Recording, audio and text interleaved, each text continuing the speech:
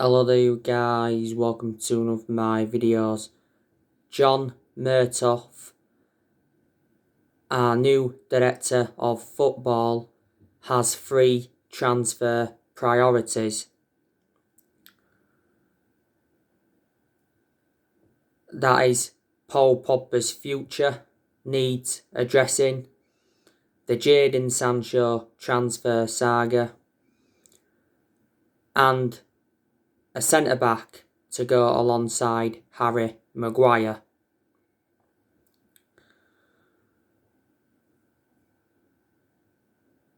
Now, Paul Pogba, do you think he could still leave Man United in the summer transfer window? He has had a long-running transfer saga. He's been relentlessly linked to a move to Real Madrid. PSG have been in for him, and his former club Juventus have been in for him. Paul Pogba endured 4 very good years with Juventus before he rejoined Manchester United. Said a few weeks ago we revealed our asking price for Paul Pogba, and it was £100 million. We won't get £100 million if we sell Pogba in the summer. I reckon we'd get from between £60 to £70 million.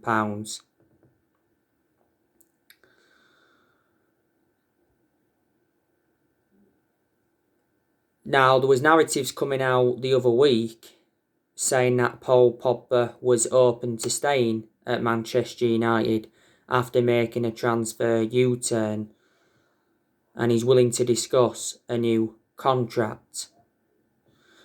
Earlier on this season, Solskjaer suggested Paul Pogba could sign a new contract because Solskjaer said he's happy at the club, and we held talks with him regarding his future. Earlier on this season, we triggered that 1-year extension on his contract, so he's under contract with Man United until June 2022. As it stands at the moment, Pogba's our most expensive signing. We paid £89 million for him. Now, Mino Raiola said earlier on this season that he's got no intentions of destabilising his client's season at Man United. He also made an admission saying that he's working quietly on Paul Pogba's transfer to avoid offence. Because obviously Mino Raiola's been criticised a few times, and he doesn't have a good relationship with the club. He made the announcement back in December regarding Paul Pogba, and Solskjaer was furious with Mino Raiola's announcement because it was just before the game against RB Leipzig in the Champions League.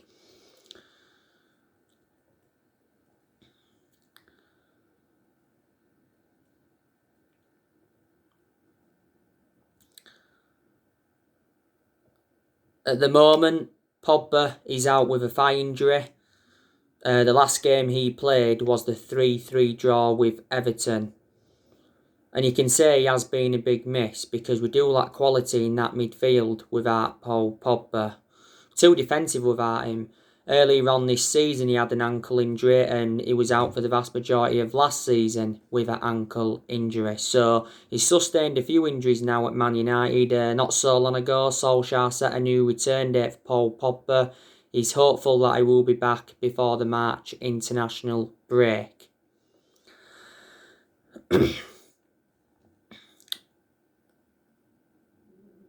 Now, Jaden Sancho. I haven't really read much up about Jaden Sancho recently, but it's been a long-running saga regarding Jaden Sancho.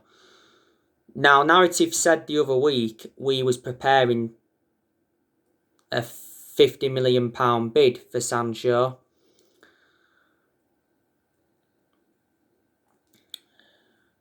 Sportsbuild said a few weeks ago that we're still very interested in signing the player. The Athletic said earlier on this season, though, that we paused our transfer pursuit of Sancho due to the progress of Mason Greenwood. And Borussia Dortmund's CEO made an admission the other week, and he said Haaland, Sancho and more Dortmund stars could be sold to avoid financial chaos. Earlier on this season, Jaden Sancho made an admission saying that he has endured a difficult season at Dortmund. This is Jaden Sancho's 4th season at Dortmund. Analysing the vast majority of his career, he's been very consistent. Dortmund paid just £8 million for him from Man City. He's under contract with Dortmund till 2023. He said earlier on this season that Dortmund reduced their asking price for Sancho to £88 million. So they're not £20 million off, because last summer Borussia Dortmund's valuation was £108 million. We was not willing to meet that valuation, so the valuation was a stumbling block, because said a few times last summer that the personal terms had been agreed and the agent fees had been agreed and even a contract had been agreed. And Fabrizio Romano, who's a very reliable Italian journalist and close to Man United, he's spoken a lot about the Sancho saga, and so too has Bild's Christian Falk. Don't forget, we was willing to offer Sancho the number 7 shirt. If Sancho comes to the Premier League, though, I think he will exceed expectations.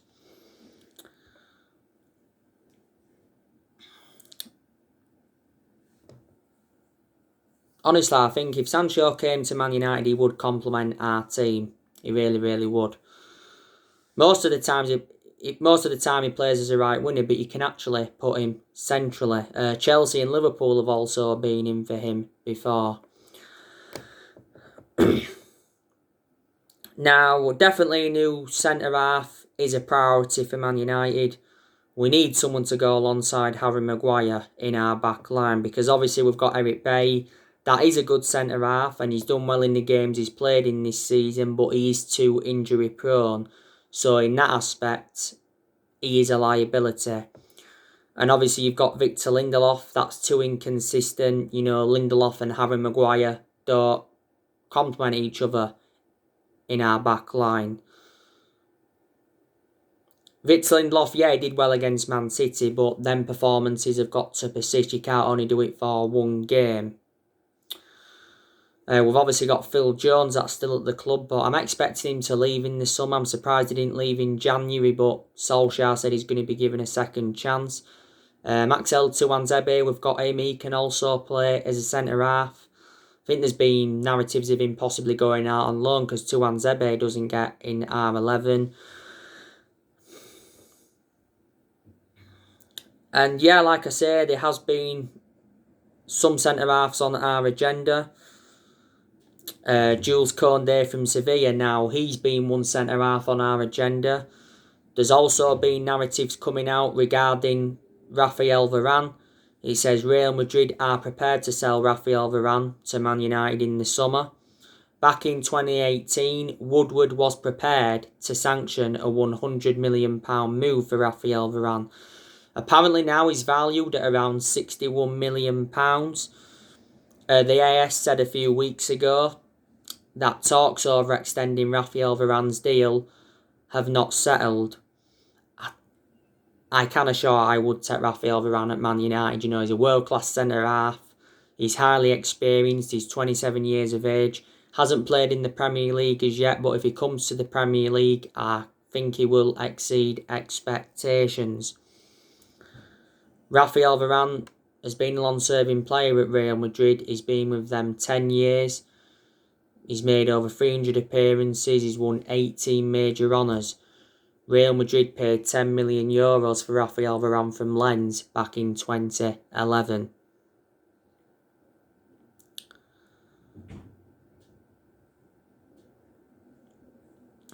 Kalidou Koulibaly from Napoli. He's been another centre-half on our agenda, but I'm very, very sceptical that we'll get him. Sergio Ramos from Real Madrid. He's another centre-half that's been on our agenda. So there you go.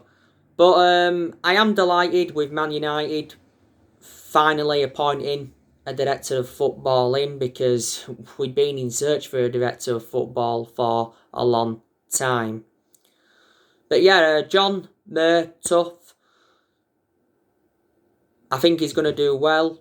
Obviously, John Murtough knows the culture of the club, because he's been at Man United for 7 years.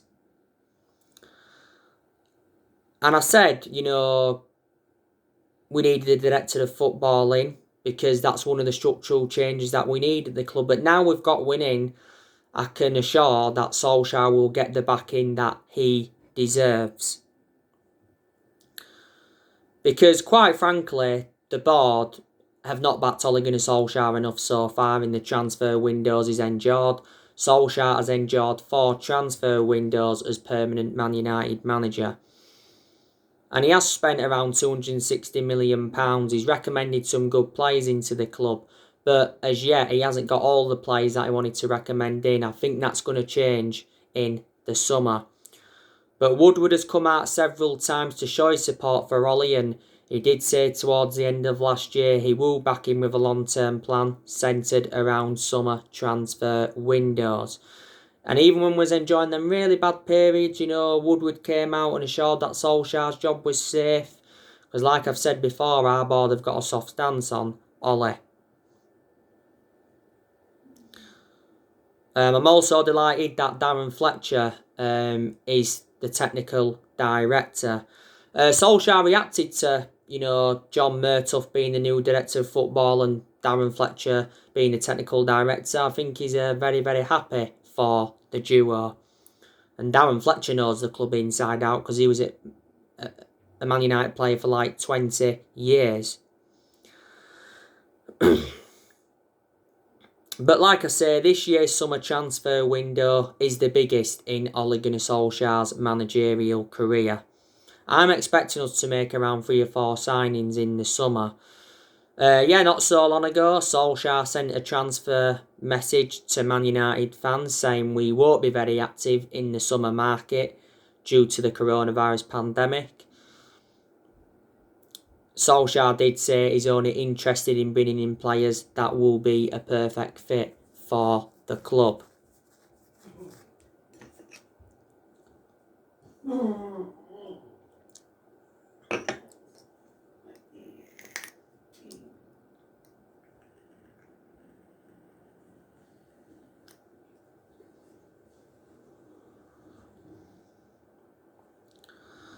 But Woodward made a statement, didn't he, not so long ago, and he says the progress by Solskjaer and the players has been clear this season, so in that aspect he is backing Ole Gunnar Solskjaer.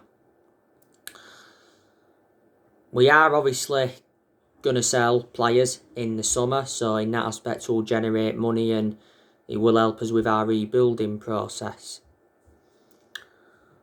Like I said, I think there's a good chance that Juan Mata will leave in the summer, because Juan Mata doesn't even get in our team now. Solskjaer did say prior to the game against Real Sociedad that he's not surprised that Juan Mata's linked with a move away from the club. It said that 3 Italian clubs have been in for him. Earlier on this season, Mata rejected an $18 million a year contract offer to play in Saudi Arabia. Mata's had a good career at the club. He's been with us over 6 years. He's made over 200 appearances in all competitions and scored 50 goals. Back in 2014, we got Juan Mata in a deal worth £40 million. But he's done well in the games he's been involved in. Matic, we could also sell him in the summer. If we sell Matic in the summer, I think we can get from between 15 to 20 million pounds. Matic isn't one of our first choice midfielders, but he still gets his chances. And he can do well in some games, but as you all know, I've always had my strong reservations about Matic because he's always been a static player. And he's ageing up. He's been at the club almost 4 years. We got him in a deal worth £40 million from Chelsea back in 2017.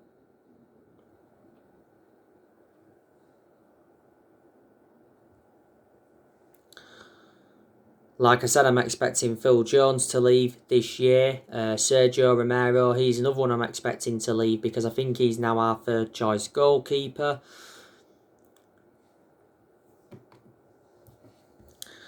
Good chance we could sell De Gea in the summer so we can make Dean Henderson our 1st choice goalkeeper. Recent reports have said we are willing to listen to offers for De Gea. Man United have identified 3 replacements for De Gea That's Donnarumma from AC Milan, Mike Maignan from Lille, and Jan Oblak from Atletico Madrid. I don't see us getting Jan Oblak because he's got a £103 million release clause in his Atletico Madrid contract.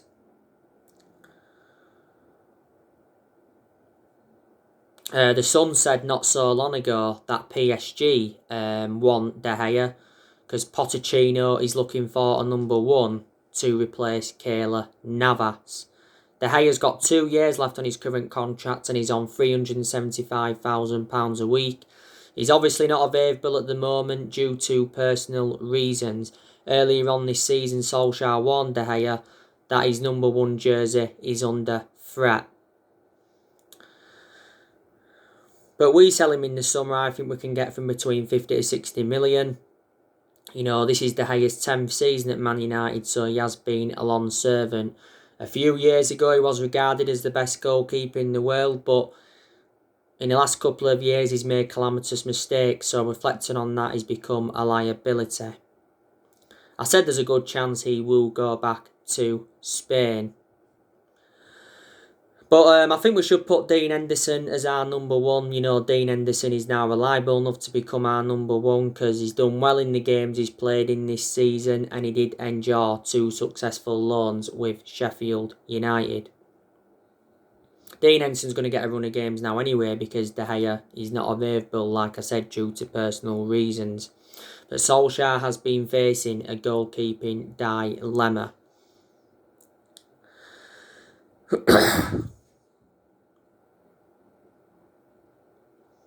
You know, like I said, Pogba could still leave in the summer. I was saying we need to sell Anthony Martial in the summer, and a lot of United fans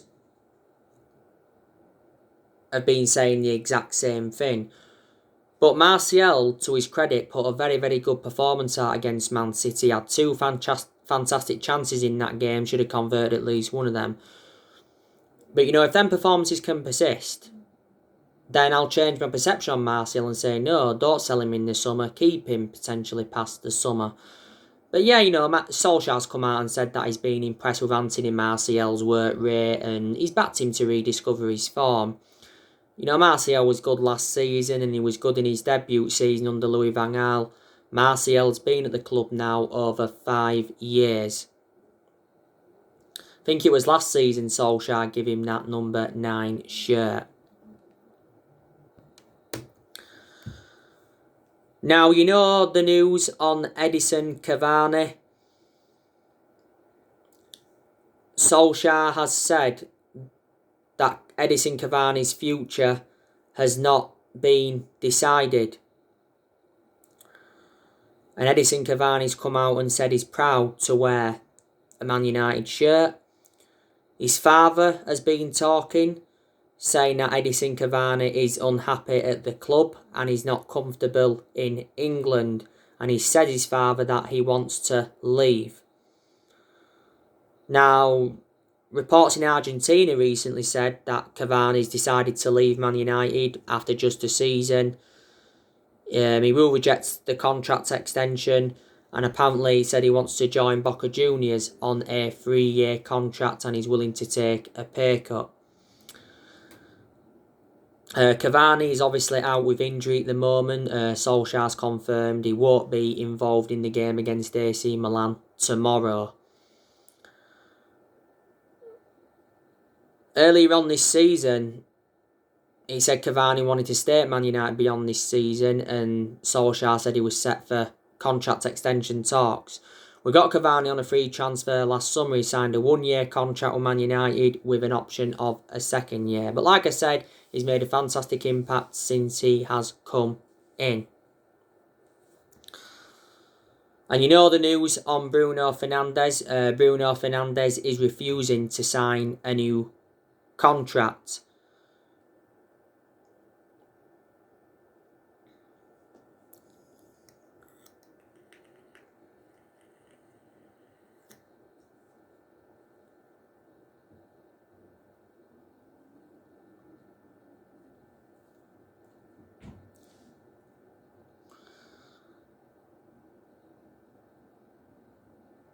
because he wants to be assured about the club's transfer plans.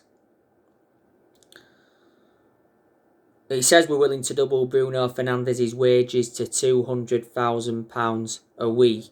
So if Bruno Fernandez doesn't sign this new contract, could he possibly leave the club within, the next 18 months?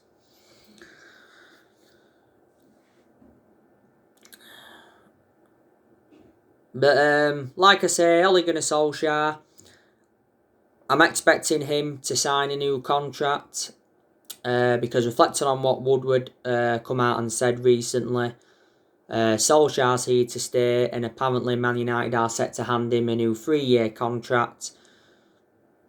Will he sign this new contract at the end of the season?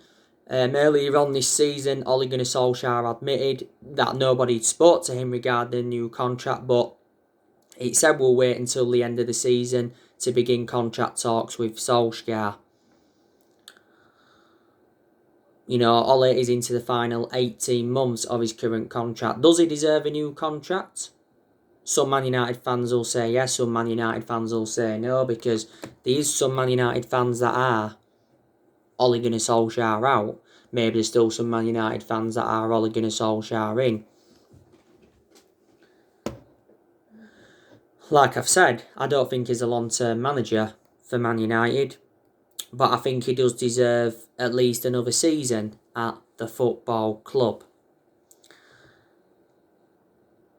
I like the way Solskjaer approached the game against Man City recently because he showed tactical flexibility. I was surprised the way he approached that game against Man City. I wasn't expecting it, but it was a very good result against City. We beat the best team in England. It wasn't only a good result, it was a very, very good performance as well.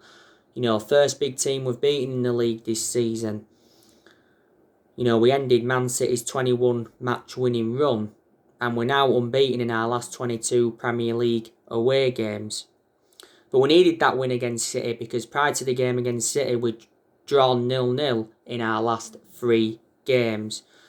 Solskjaer admitted after that game that obviously we're still too far behind Man City to be in the title race, but like I've said, you know, top four is our aim in the league, and I can almost assure now we will finish in the top 4. But top 4 is obviously not guaranteed as yet.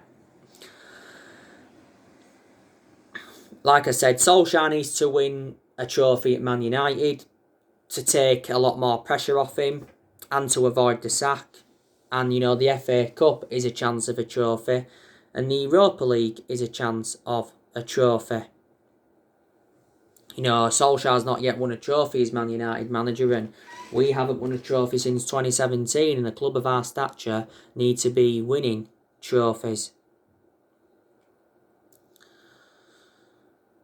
You know, reflecting how long Solskjaer's been at the football club, he has gained some managerial experience. But Solskjaer hasn't got a proven pedigree as a manager, so that is one of my concerns about him. Doesn't mean he won't succeed, though, at Man United. Been here over 2 years now, it has flown by, and this is his second full season at the club. But, you know, we've enjoyed good periods under him where we have seen consistency. There's been some games during them good periods where he's got the best out of the team. He's improved certain players. But yeah, we've also enjoyed very bad periods under him as well. You know, when you can turn around and say, yeah, Solskjaer was lucky not to be sacked. A lot of United fans said we give Solskjaer the job too early. You know, maybe we should have waited until the end of that season to decide or not whether to give him the job. We're giving the job permanently, reflecting on what he did in that 3-month period when he was the interim manager, because he won 14 games out of 19 in all competitions. But I just honestly think Solskjaer's handled things well, especially when he was under pressure. Because Solskjaer knew when he came to Man United it was going to be a massive job. Despite knowing the culture of the club, you know, we're one of the biggest clubs in the world.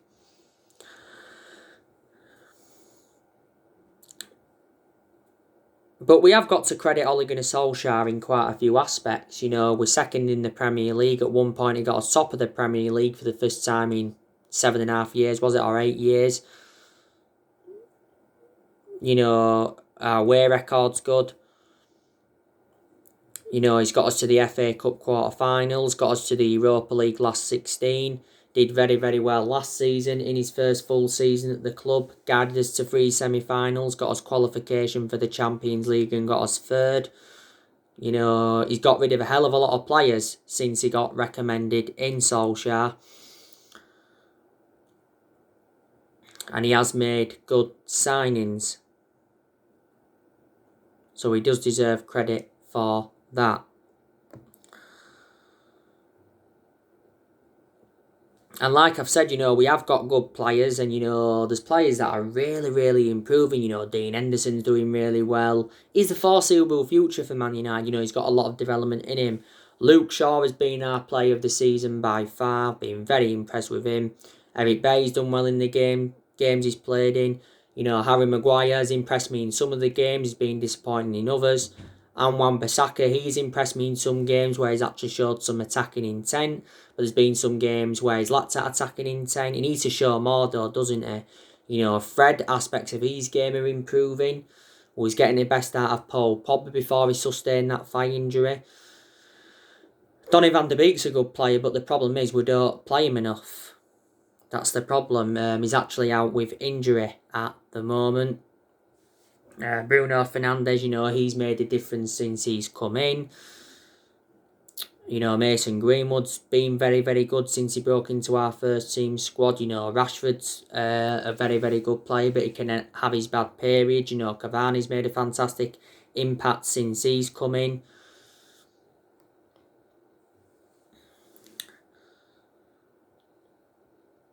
So there you go.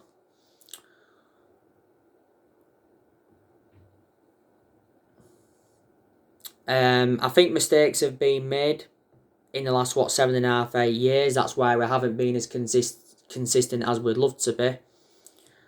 Like I said, for a long time now, our recruitment policy's been poor. We've overpaid for players. And none of the managers have been backed enough. But I think all that's going to change in the summer. You know, our recruitment, I think, will be good in the summer now. We've got John Murtough in as our new director of football. Man United not known as a sacking football club, despite us sacking 3 managers since Ferguson retired. That was David Moyes, sacked him after 10 months, sacked Louis van Gaal after 2 years, and sacked Jose Mourinho after 2.5 years. If we did sack Solskjaer at one point though, who would come in to replace him? You know, as far as I'm aware, at the moment, no one is available. Don't forget, Mauricio Pochettino was the favourite to take over. He was the favourite to take over after Mourinho had got sacked because he was in talks and that with the club. Pochettino's out of the equation because he's PSG manager.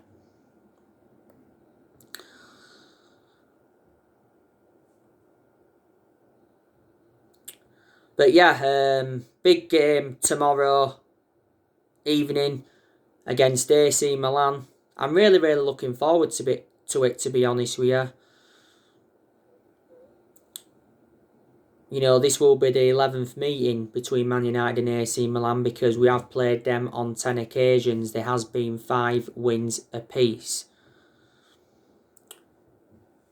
You know, we played them in the last 16 of the Champions League in the 2009-10 season. It was 7-2 on aggregate because we beat them 3-2 at the San Siro and 4-0 at Old Trafford. AC Milan's last win at Old Trafford was back in 2005. You know, their current manager is Stefano Pioli. You know, AC Milan, they've won the Champions League 7 times. You know, they're sitting second in Serie A. So, yeah. But I think we're regarded as one of the favourites to win the Europa League. I think AC Milan are actually the favourites. But we got to the semi-finals last season, lost to Sevilla 2-1. We won the Europa League back in 2017 under Mourinho because we beat Ajax in the final 2-0. Yeah, we've got some players missing for tomorrow. Like updated you on my reaction to Ollie's press conference earlier on. Rashford is a doubt for this one. Rashford's got an ankle injury. Sustained it in our 2-0 win against City. He had the scan on his ankle and it turned out there was no ligament damage in his ankle. It was just bruised and swollen. There's no Cavani for tomorrow. Paul Popper's still out. Donny van der Beek's still out with a muscular problem. Juan Mata's out. Phil Jones is out, but Mata or Jones don't get in the team anyway. De Gea's still out due to personal reasons. But it'd be interesting to see how Ollie approaches this game. You know, will he rest key players? Because obviously we've got West Ham coming up on Sunday in the league. I think he'll probably still play a fairly strong team because Milan are no pushovers. So yeah. So anyway guys, that's everything to update you today. Drop your comments, likes below on the channel. If you do, consider subscribe as always, and take care, God bless, and I'll see you all tomorrow.